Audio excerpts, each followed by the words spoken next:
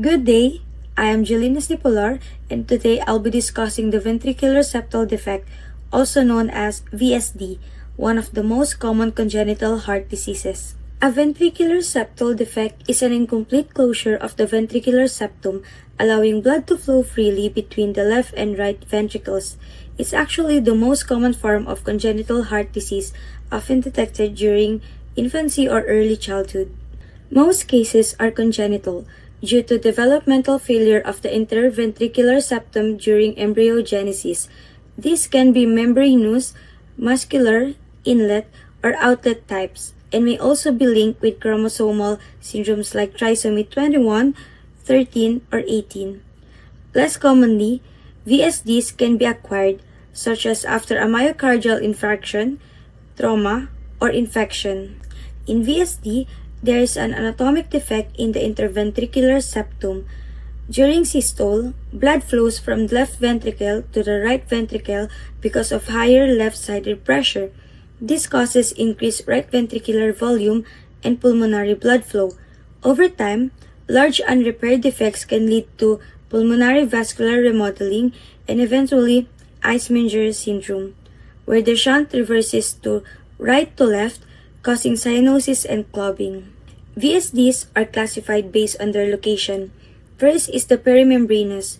It is the most common near the tricuspid and aortic valves. Second is the muscular types. It may be multiple, giving a Swiss cheese appearance. And third is the inlet and outlet types. These are less common. Size also matters. Small defects produce a loud murmur but minimal hemodynamic effect, while large defects cause left-sided chamber enlargement and pulmonary congestion. VSDs can occur alone or with other congenital heart defects like tetralogy of Fallot. In small defects, patients are often asymptomatic with a loud, harsh, holosystolic murmur at the lower left sternal border. About half of these small muscular VSDs close spontaneously. In moderate to large defects, symptoms include tachypnea, poor feeding, failure to thrive, and recurrent respiratory infections due to left to right shunting and volume overload. Over time, large unrepaired VSDs can cause Eisenmenger syndrome with cyanosis, clogging, and polycythemia. Patients may also develop exercise intolerance and dyspnea as pulmonary hypertension progresses. In adults, an acquired VSD can occur after a myocardial infarction, presenting with acute heart failure and a new loud murmur. This is a medical emergency. On cardiac exam, we hear a harsh, holosystolic murmur at the lower left sternal border, sometimes with a palpable thrill. In advanced cases like Eisenmenger syndrome, there's a cyanosis and clogging. Small or asymptomatic defects are usually observed, since many close on their own, but large defects require early surgical or catheter closure to prevent irreversible pulmonary hypertension. Fun fact, the GATA4 gene is crucial in forming the ventricular septum. If it fails or mutates, the septum doesn't fuse properly, resulting in a VSD. And that ends my report on ventricular septal defect. Thank you for listening, and here are my references from Robbins and Cotran, Medscape, Mayo Clinic, Cleveland Clinic, and the MSD Manual.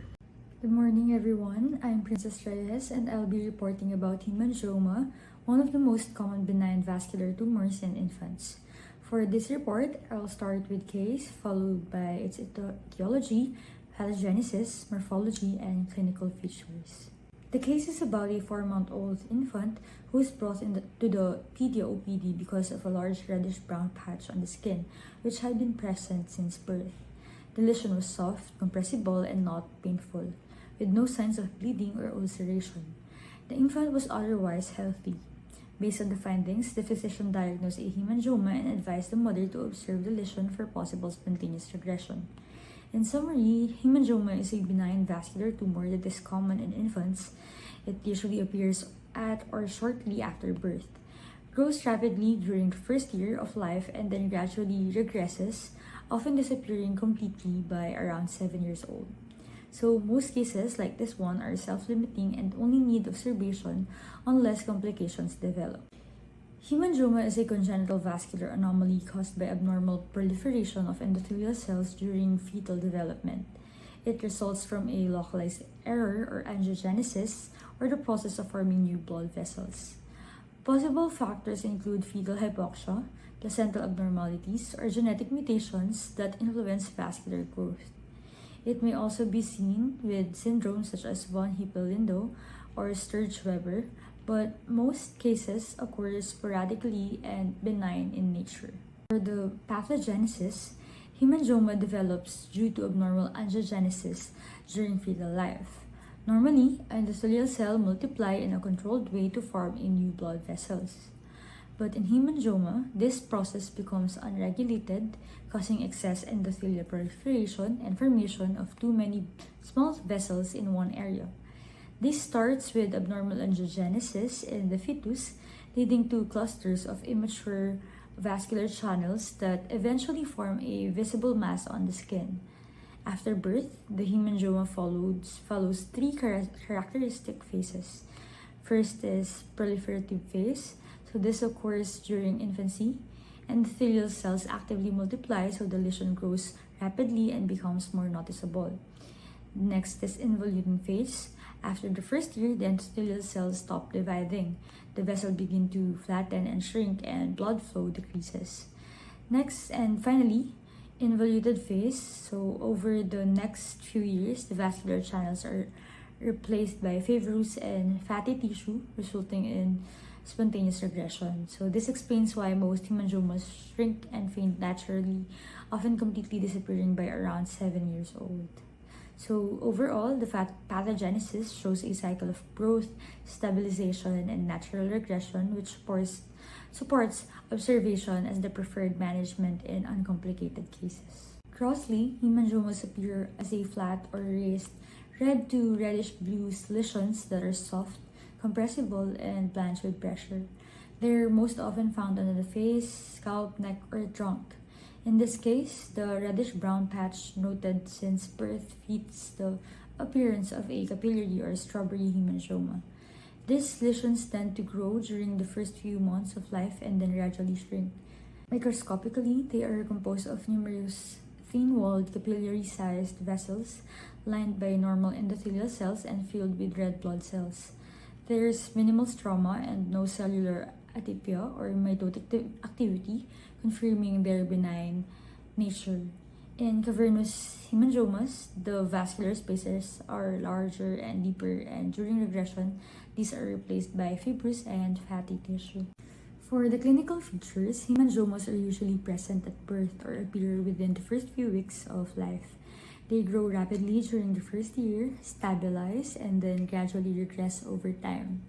Regression often starts within the first few years of life and is usually complete by around 7 years old, leaving behind a flat, pale, or slightly fibrotic area.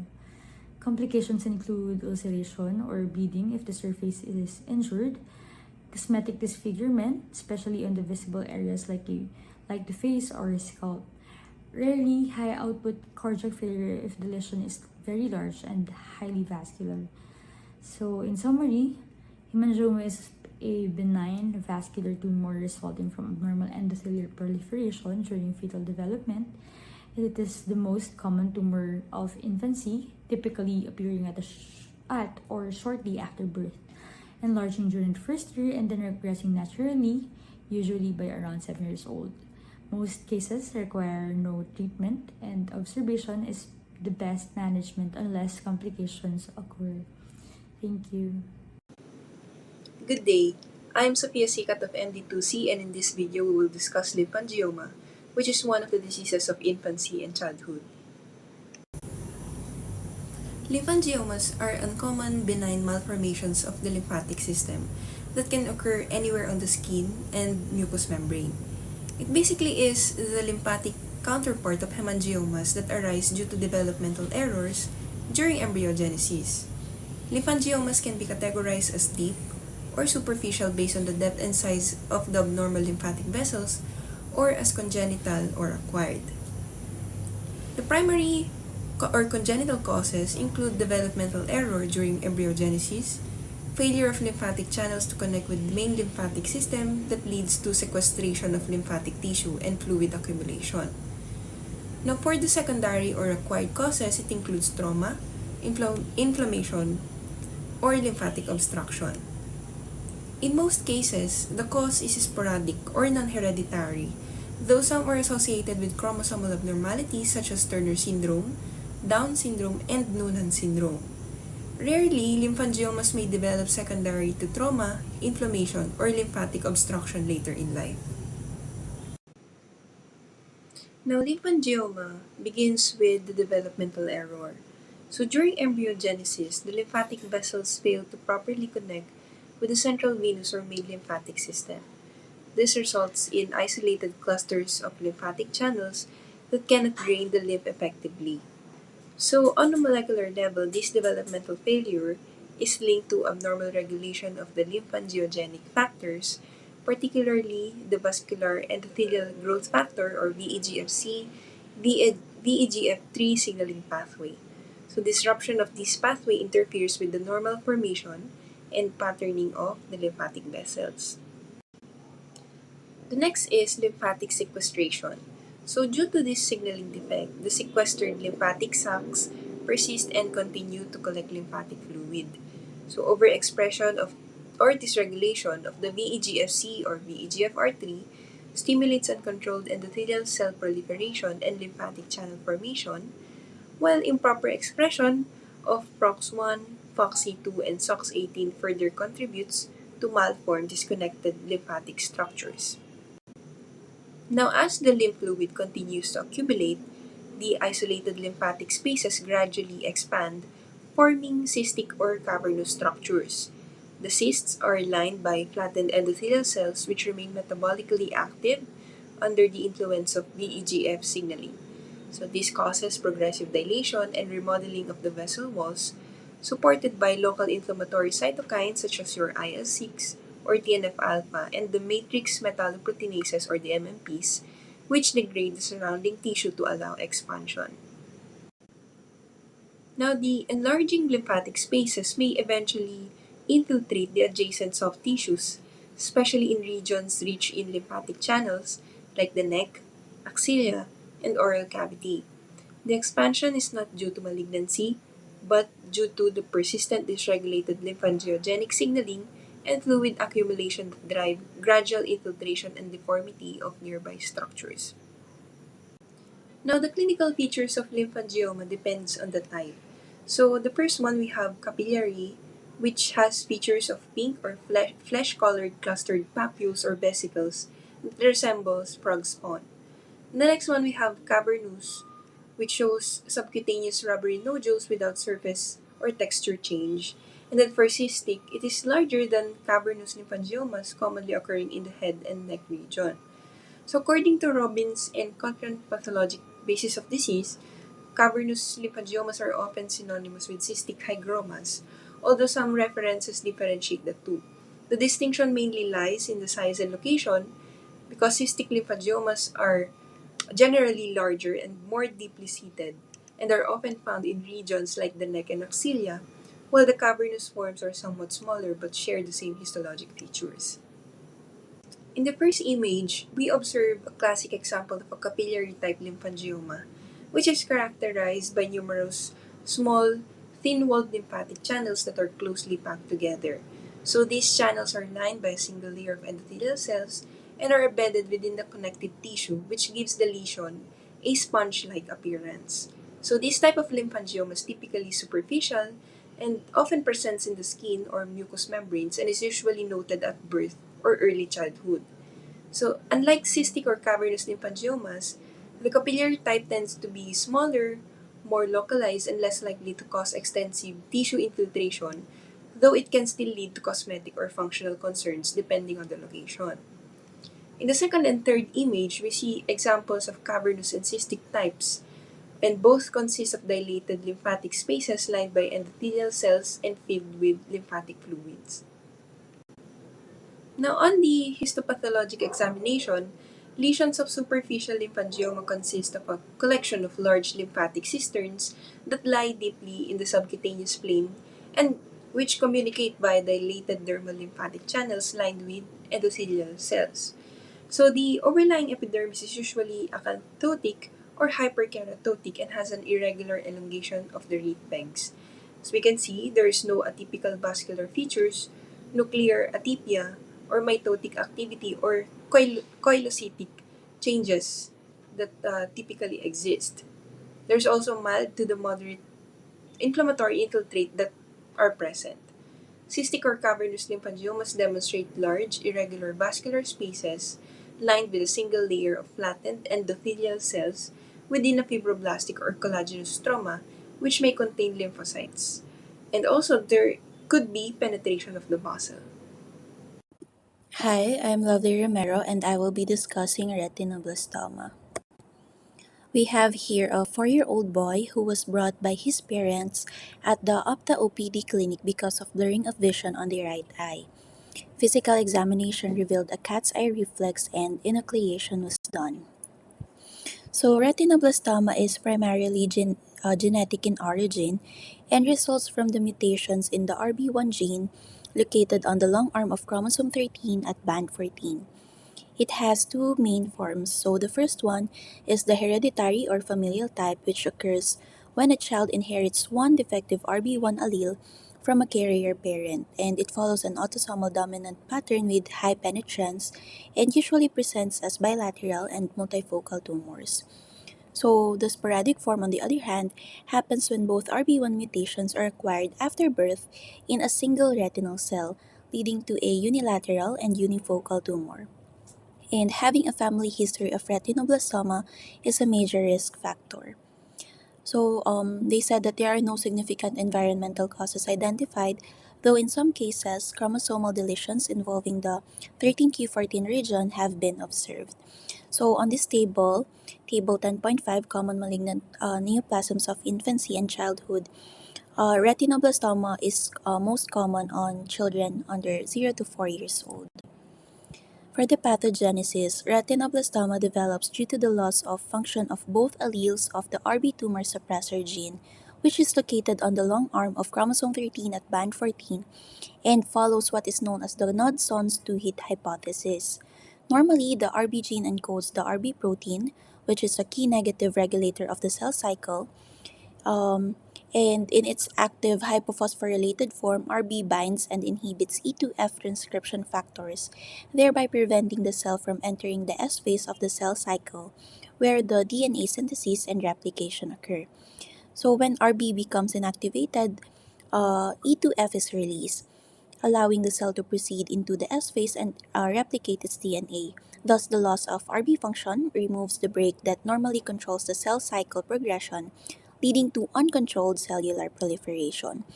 So, according to this figure from Robbins under Chapter 7, there are two genetic mechanisms through which this can occur. In the sporadic form, the child is born with two normal RB alleles, but within a single retinal cell, and two independent somatic mutations occur, leading to the loss of RB function in that particular cell and its descendants. And this results in a unilateral tumor, meaning the tumor only develops in one eye.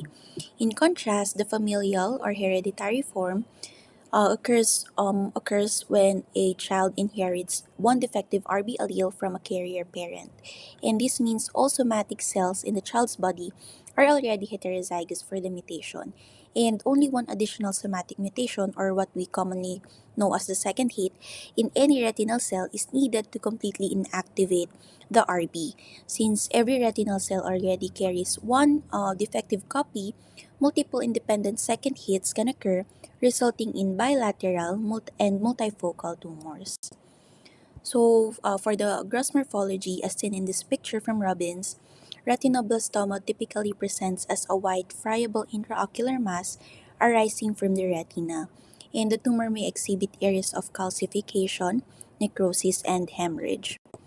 Under the microscope, retinoblastoma is composed of poorly differentiated, small, round, blue cells that resemble immature retinal cells. So these cells have hyperchromatic nuclei and scant cytoplasm. And retinoblastoma often exhibit characteristic rosette formations, which represent the tumor cell's attempts at differentiation. And the most characteristic type is the Flexner-Wintersteiner rosette, in which tumor cells are arranged in circular fashion around the central lumen, mimicking the photoreceptor layer of the retina. And these rosettes reflect the photoreceptor differentiation. So the in these pictures, Flexner-Wintersteiner rosette is pointed by a white arrow on the first one and pointed by an orange arrow on the second one, which was taken from the lab. The first one is taken from Robbins. So the most common presenting feature of retinoblastoma is leukochorea. And leukochorea is a white pupillary reflex in which the tumor mass replaces the normal red-orange retinal tissue. So instead of a blood-rich retina, the light now reflects off the white chalky tumor surface, producing a white reflection through the pupil. And other manifestations include strabismus, eye redness or pain, visual impairment, and proptosis. Disease-related complications may be localized or widespread, and frequent local complications include vision loss, glaucoma, and retinal detachment. Orbital extension occurs when the tumor invades the orbit, leading to proptosis and increased risk of systemic metastasis. And metastasis is the significant concern in retinoblastoma and is commonly observed in sites such as the bone marrow, CNS, and distant organs, including the liver. Metastasis is associated with a poor prognosis and high mortality rates. So these are the references that I've used for this presentation. Thank you. Good day, everyone. I'm Janine Michaela Licame, and I'll be presenting my report on Wilms tumor, also known as nephroblastoma. This discussion will cover its definition in nature, the etiology and pathogenesis, gross and microscopic morphology, clinical manifestations, and treatment and management, in helping us understand how this childhood kidney tumor develops, how to recognize it as future doctors through its morphology and clinical signs, and how to properly treat and manage it. Let's begin with an introduction to Wilms tumor, a malignant kidney tumor in children that serves as one of the best examples of how errors in development can lead to cancer. Wilms tumor or nephroblastoma is a malignant embryonal tumor of the kidney and is the most common primary renal tumor of childhood. It's also the fourth most common pediatric malignancy in the United States. The incidence is about 1 in every 10,000 children, and the peak age of occurrence is between 2 and 5 years of age, with 95% of cases seen before the age of 10. Most cases are unilateral, but around 5 to 10% are bilateral, either appearing at the same time or developing later.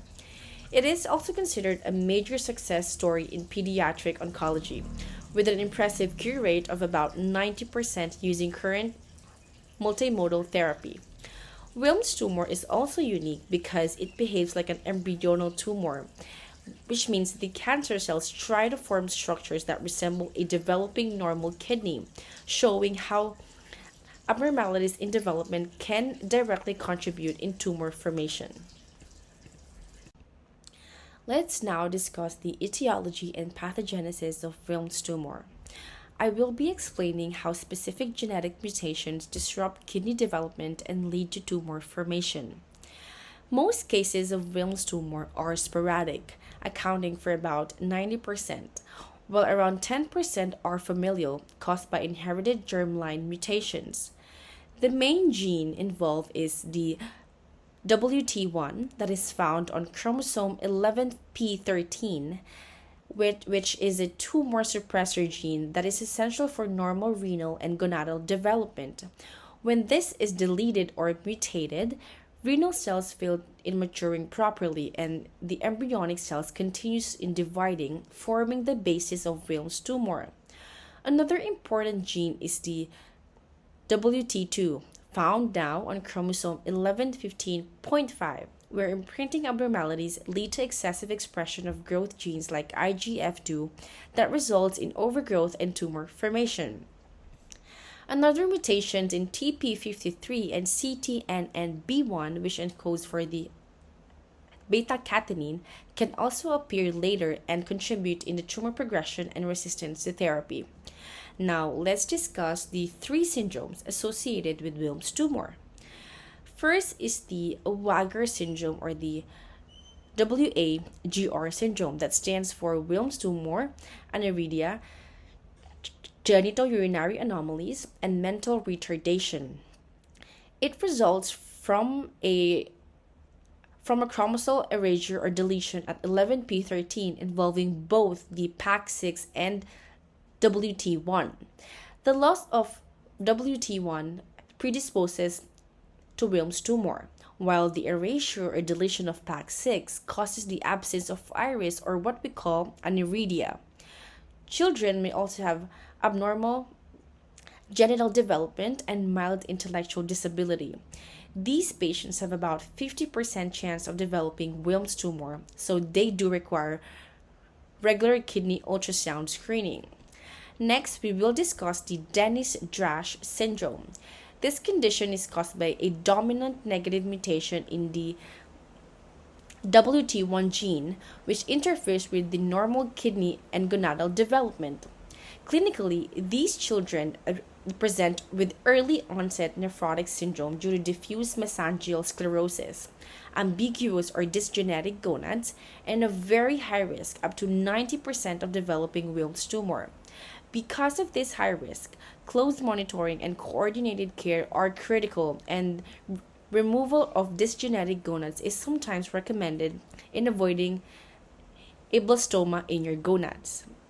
Finally, we have the Beckwith-Wiedemann syndrome, which involves imprinting abnormalities on chromosome 1115.5 in the region of WT2. This causes overexpression of IGF2, leading to organ and body overgrowth. These children often present with macroglossia, organomegaly, abdominal wall defects, and asymmetric body growth. They are very prone to tumors such as Wilms tumor, and hepatoblastoma, and neuroblastoma, with the risk of Wilms tumor being around 5 to 10%. Regular abdominal ultrasound screening is recommended in detecting tumors early. So in summary, Wilms tumor will form and develop when mutations in WT1 or WT2 will disrupt the normal kidney formation and development, allowing embryonic cells in persisting and multiplying. These genetic errors, whether sporadic or part of syndromes like the Wagner syndrome, Dennis-Drash, or Beckwith-Wiedemann, forms the foundation of the tumor's etiology and pathogenesis. Now, let's talk about the gross morphology of Wilms tumor. According to Robbins and Cotran, Wilms tumor typically presents as a large, solitary, well-circumscribed mass that arises within the kidney. It can grow rapidly and reach a size that occupies almost the entire renal parenchyma, distorting the normal kidney shape. The tumor is usually encapsulated or sharply demarcated from the surrounding normal tissue, which helps distinguish it from infiltrative renal malignancies. In most cases, the tumor is unilateral, but at about 10% of patients shows bilateral or multicentric lesions, meaning it's either at presentation or later in the course of the disease. This bilateral involvement is often associated with hereditary or syndromic cases such as Wagner or Beckwith-Wiedemann syndromes. On cut sections, the tumor surface appears as a soft, homogeneous, and tan to gray, giving it a smooth, uniform appearance. Areas of hemorrhage, cyst formation, and necrosis are common due to rapid tumor growth and limited blood supply within the certain regions. In some cases, the tumor may show focal calcifications. The tumor's consistency varies also depending on the ratio of its components. First is the blastemal predominant tumors tends to appear softer, while stromal rich tumors are more fibrous. Occasionally, cystic changes makes the tumor resemble other cystic renal lesions in children. The adjacent renal parenchyma may show evidence of nephrogenic rests, which are foci or persistent embryonic renal tissue. Robbins emphasizes also that these rests are important because they represent the precursor lesions and increase the risk for having or developing Wilms tumor in the remaining kidney.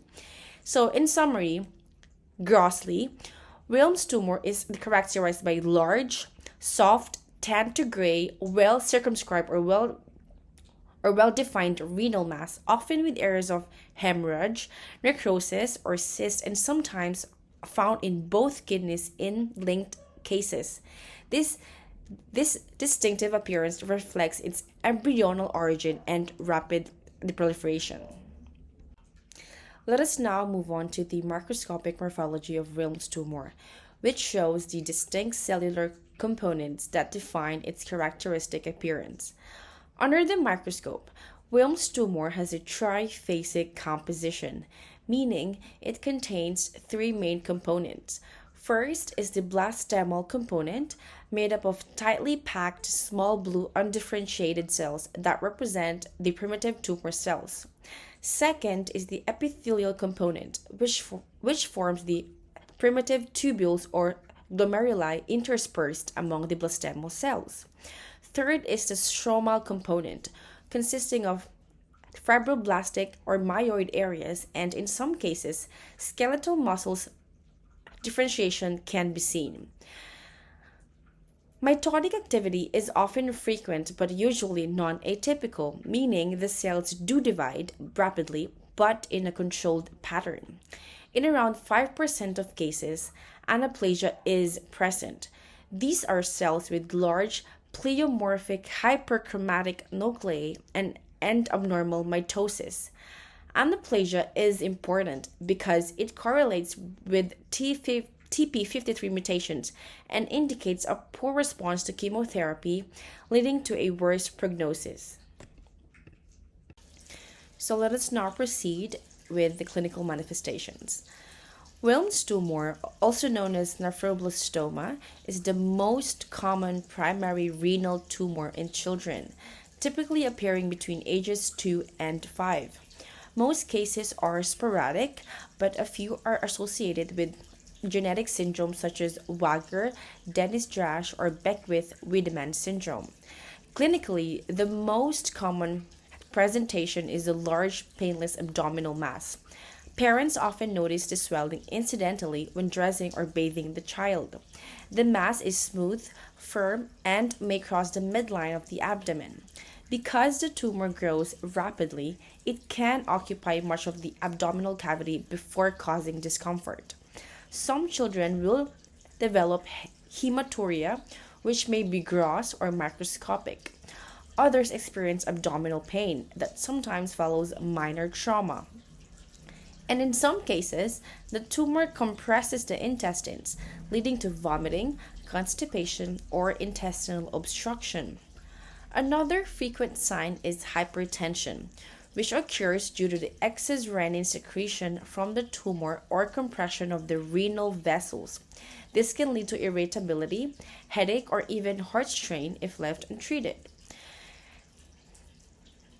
Metastasis most often spreads hematogenously to the lungs, producing multiple small nodules visible on chest X-ray. Less commonly, the liver or regional lymph nodes are affected.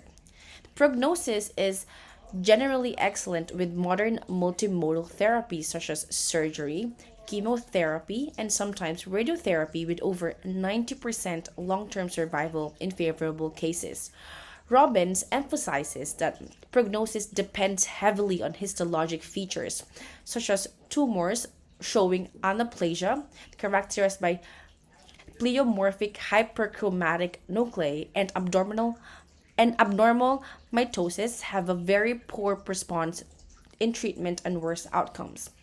Cytogenetic abnormalities also influence the prognosis, such as loss of heterozygosity on chromosomes 1p and 16q or gain of chromosome 1q are markers of higher risk in relapse and reduced survival. So, even after cure, long term follow up is crucial. Survivors, especially those exposed to radiation, have an increased risk of developing secondary malignancies such as sarcomas, leukemias, or breast cancer in adulthood. So, in summary, to summarize the clinical manifestations, a child with a painless, enlarging abdominal mass, sometimes with hematuria, hypertension, or signs of metastasis, should always raise suspicion in Wilms tumor, and with early detection and proper therapy, most children will recover completely. Wilms tumor or nephroblastoma is one of the most treatable childhood cancers when managed properly. The main goal of treatment is to remove the tumor, preserve the kidney function, and prevent recurrence. The first step is usually surgery, a nephrectomy specifically, where the affected kidney is removed. For most patients, this is followed by chemotherapy using drugs like vincristine and actinomycin D, and in more advanced stages, doxorubicin may be added. Radiation therapy is only used for higher stages or when there's remaining tumor after surgery. For early stages, surgery and chemotherapy are often enough, while for other stages like stage 3 or stage 4, all three treatments are combined. If both kidneys are involved, doctors perform a nephron sparing surgery after giving chemotherapy to shrink the tumors. With treatments in today's era, more than 90% of patients survive beyond 5 years. However, cases with diffuse anaplasia or TP53 mutations respond poorly. Regular follow up is essential to check for recurrence and to monitor long term side effects from therapy. Lastly, these are my references, which include materials and textbooks I used for this presentation. Thank you for listening and for your attention. Good day, I'm Bianca Santiago and I'll be presenting the case of Wilms tumor, also known as nephroblastoma. I'll be presenting the case, etiology, pathogenesis, syndromic associations, gross and microscopic morphology, and clinical features and prognosis of Wilms tumor. So this is a case of a 2-year-old boy presented with rapid abdominal enlargement, abdominal pain, and hematuria. So upon physical exam and ultrasound, it revealed a large, solid right renal mass, and surgical removal was performed. Wilms tumor is the most common renal neoplasm of childhood, occurring in about 1 in 10,000 children. It usually affects children under 10 years old, with a peak incidence between 2 and 5 years old, and about 5 to 10% of cases are bilateral, which are often related to germline mutations in tumor predisposing genes. And the disease results from genetic and developmental abnormalities involving tumor suppressor genes and genomic imprinting errors. For the pathogenesis, so the tumor develops due to mutations or deletions in genes critical for renal and gonadal development. The first is the WT1 gene located on chromosome 11p13, and this gene acts as a tumor suppressor. And so when inactivated, it impairs normal nephrogenesis. Another key region is WT2 on 11p15.5, and this involves imprinting abnormalities that leads to overexpression of IGF2, which is a growth factor promoting cellular proliferation. Other mutations can occur in beta-catenin, microRNA processing genes such as DROSHA, DGCR8, and DICER1, and the TP53 gene, which is associated with anaplastic variants. So the tumor follows the two-hit hypothesis, wherein a child inherits one defective genes which is the first hit, and acquires another mutation later, the second hit, leading to tumor formation. Nephrogenic rests, which are remnants of embryonic renal tissue, serve as preneoplastic foci that can give rise to Wilms tumor. Proceeding with the syndromic associations, so about 10% of cases are syndromic, occurring in association with congenital disorders. So these are the three main syndromes. First is the Wagner syndrome, which is characterized by Wilms tumor, aniridia, genitourinary anomalies, and intellectual disability or retardation caused by WT1 deletions on chromosomes 11p13. The next one is the Dennis-Drush syndrome that presents with gonadal dysgenesis and early onset nephropathy and a high risk of Wilms tumor due to dominant negative mutations in the WT1 gene. Lastly, the Beckwith-Wiedemann syndrome that features organomegaly, macroglossia, hemihypertrophy, and omphalocele, and results from imprinting defects in WT2 leading to IGF2 overexpression. So this make up the syndromic minority, roughly 10% of all Wilms tumor cases. Gross morphology. So grossly, Wilms tumor appears as a large, solitary, well-circumcised tan gray mass within the kidney. About 10% of the cases are bilateral or multicentric. On cut section, the tumor is soft and homogeneous, often showing areas of hemorrhage, cyst formation, and necrosis.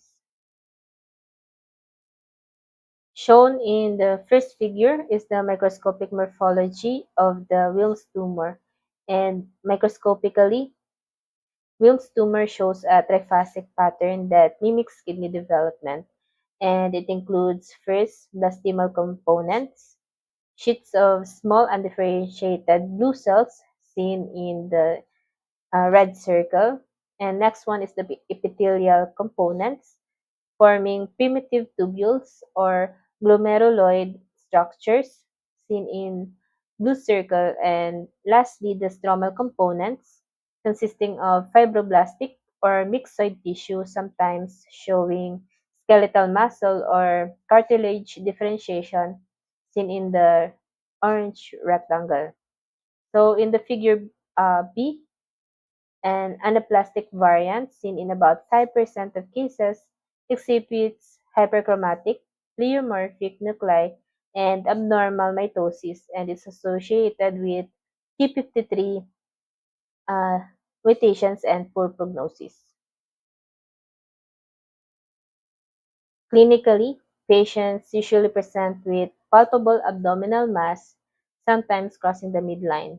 Other symptoms include pain, hematuria, hypertension, and occasionally intestinal obstruction.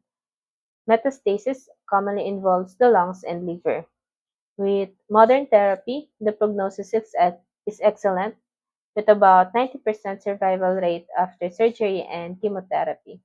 However, factors such as aneuploidia, bilateral involvement, and specific chromosomal abnormalities like loss of heterozygosity at 1p and 16q or gain of 1q indicate a poor outcome. Long-term survivors may have a small increased risk of secondary malignancies, including sarcomas, leukemia, and or breast cancer. So the type of response of Wilms tumor represents a neoplastic proliferative response, and it is not inflammatory or reparative but a true neoplastic process. Here's my reference, and thank you for listening.